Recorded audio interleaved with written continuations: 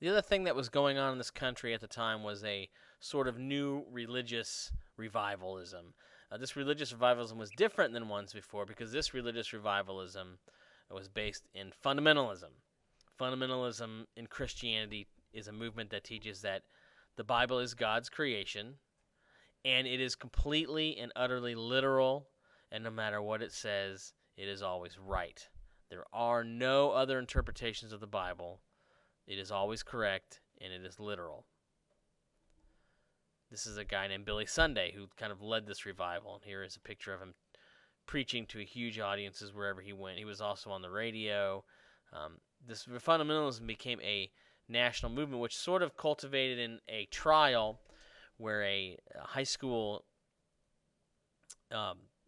biology teacher was teaching evolution, Darwin's theory of evolution, which sort of goes against fundamentalist beliefs that God created every creature on Earth. Fundamentalism versus evolution or modernists. In this trial, the fundamentalists won, and Scopes, who was the teacher, his name was Scopes, I think he might have lost his job. But things have changed since then. You also had problems. You had race problems during the 1920s, mostly because in northern cities, because you had this large migration of African Americans who were coming up from the South. There was a pressure for who was going to get jobs in northern industrial cities, and riots erupted in lots of different cities in 1919. Here you can see white people. This was a factory that had hired a bunch of black people, and white people rioted, broke windows, tore the place down. This great migration of African Americans north, there was lots of work, but when black people worked for less than white people got angry. They had to call out, you can see here, the National Guard to keep peace in some cities. And this is the National Guard sitting on the a corner here. I think that's in Chicago. The South really was unchanged. Jim Crow laws, overt racism, separation of races in the South. Top right is maybe one of the saddest photos I'll show you. It's I don't know if you can see. You can't really see very well, but up here they've got, this is a African American.